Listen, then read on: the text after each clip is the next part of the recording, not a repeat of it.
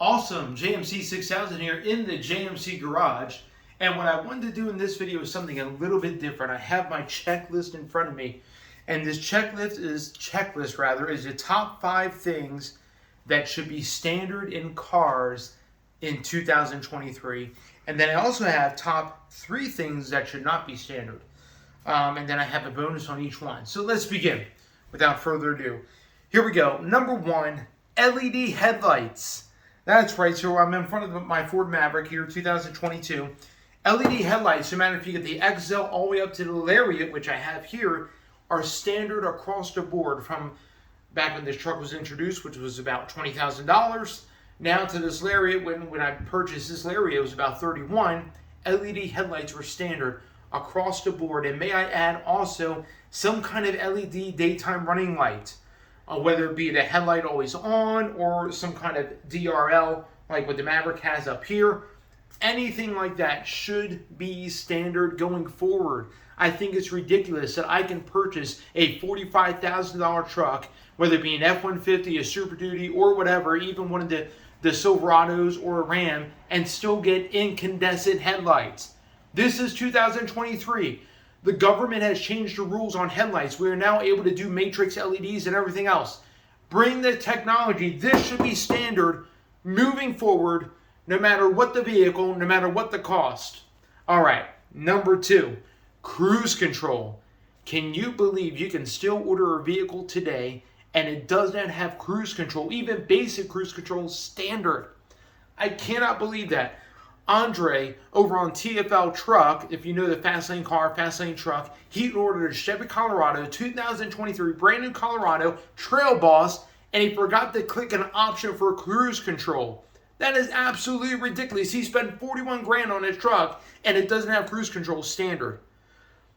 I got cruise control. In fact, I know Ford didn't have cruise control standard on the XL Mavericks. They since changed that. Cruise control is now standard on the 2023 going forward on the XL Mavericks, but that should be standard across any vehicle. At least cruise control, and I would venture to say even adaptive cruise control should be a standard feature on any vehicle moving forward in 2023 and beyond. So that's my number 2. Number 3 is what we call BLISS. BLISS stands for Blind Spot Information System. It's actually Ford speak for Blind Spot Information System, but that should be standard no matter what vehicle you get. No matter if you get a Maverick, no matter if you get an F-150, no matter if you get a Silverado or Colorado, whatever the case may be, blind spot monitoring, blind spot information should be standard going forward in 2023. In fact, I look at it as a safety feature because not all vehicles have an ability to see in the blind spot or have great blind spots. So that should be standard moving forward on any vehicle from 2023 and onward. So if you're counting and keeping track, number 1 is LED headlights. Number 2 is cruise control, even just basic cruise control. Number 3 is BLISS, blind spot monitoring.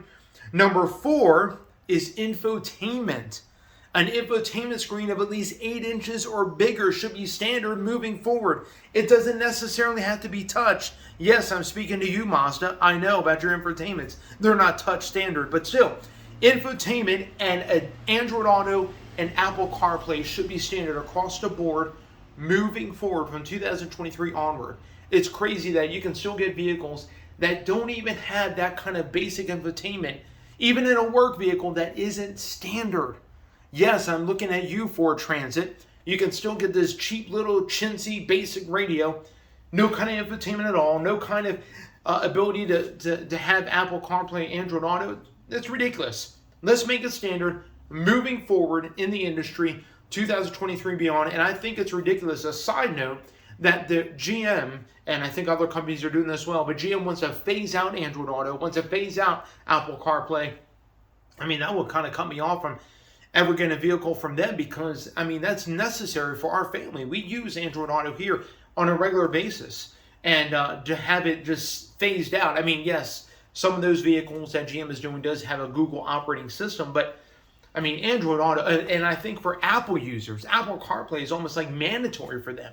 Anyway, that should be the standard moving forward, whether it be a commercial vehicle, passenger light vehicle, whatever the case may be, it should be the standard moving forward. Some kind of infotainment system, 8 inches or bigger, would be amazing. Awesome. Doesn't have to be touch. It should be, but it doesn't have to be. Okay, number 5, finally, TPS, or Tire Pressure Monitoring System. Preferably with a readout that I can read either in the gauge cluster or I can read in the infotainment. Give me something that I can monitor my tires. You don't know how many times I'm driving down the road and I feel like something's a little funny or something's a little weird. I can automatically click on my screen and check my tire pressure on the fly, and it tells me exactly what's in each of my tires. And if one's going low, in fact, it happened to me the other day. I ran something over, I had my windows down, had my radio cranked, and I didn't realize until afterwards, and all of a sudden I hear as the tire is rolling, I mean, it was a pretty big gash. And then all of a sudden it popped up on my screen, hey, your rear tire is going low, and it started dropping the pressure. I could see it dropping. I had to immediately pull over, put on the spare, but it was so convenient to have that pop up and that to show me. So tire pressure monitoring should be standard. If not, if it isn't, it should be standard 2023 and moving forward from here in every single vehicle. Don't matter if it's $20,000 or $80,000. They should have tire pressure monitoring with individual tire pressures as standard. And then finally, a bonus for this list. In fact, let me get to the bonus afterwards. Let me go my top 3 that shouldn't be standard. So number 1, rear seat belt minders.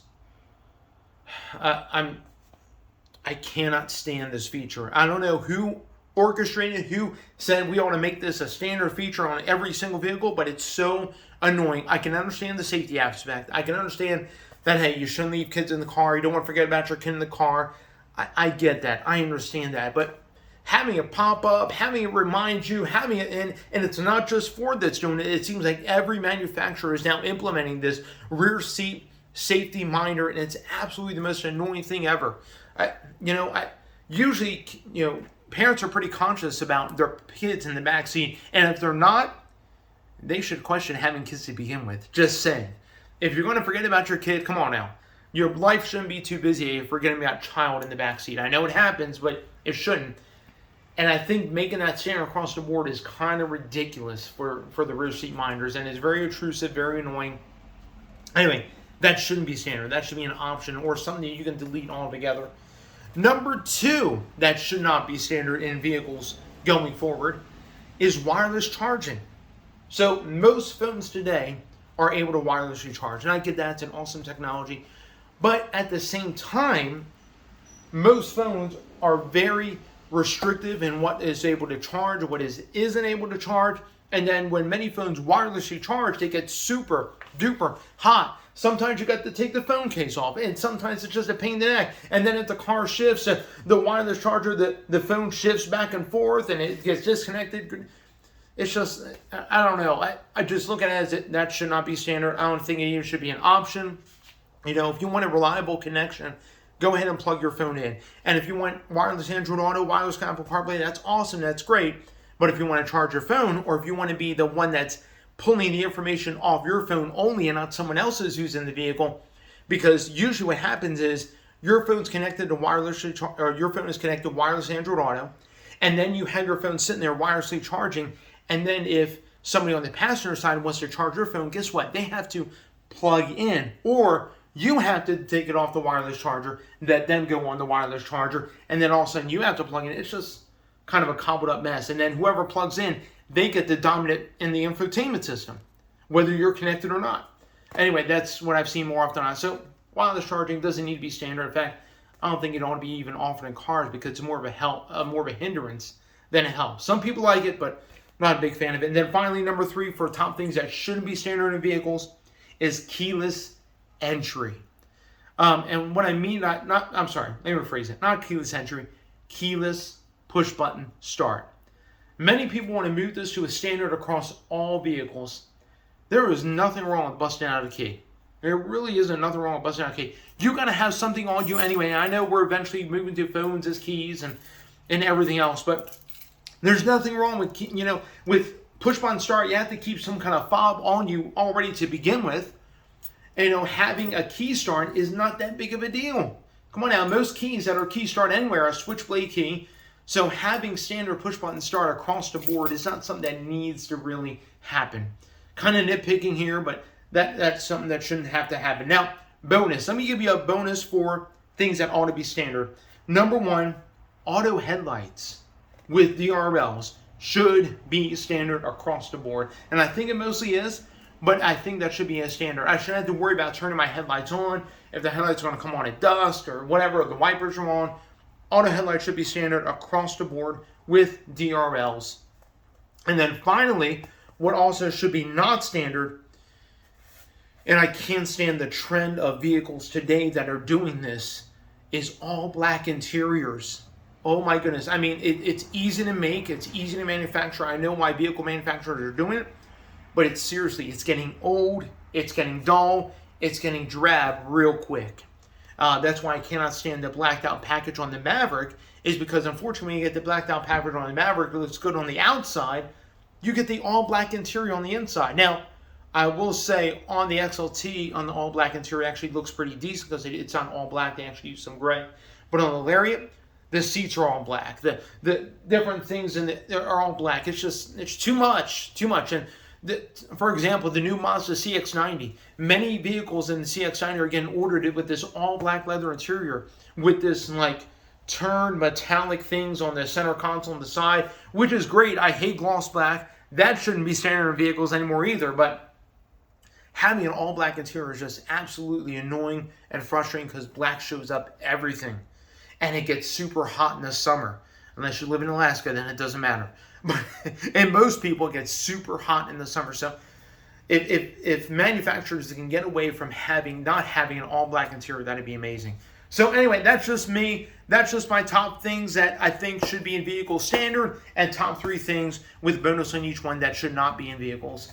Anyway, appreciate you guys. If you have anything you want to add, anything I may have missed, put that in the comment section. I'd love to hear about those. If you have any questions, comments, responses, whatever the case may be, I look at those. I try and pay attention to those throughout the week. Again, like, comment, subscribe, hit the bell notification. I upload a video every single Wednesday. I try and do some shorts throughout the week as they come available. You guys be blessed. Have a wonderful day. And thank you so much for tuning in here at JMC Garage.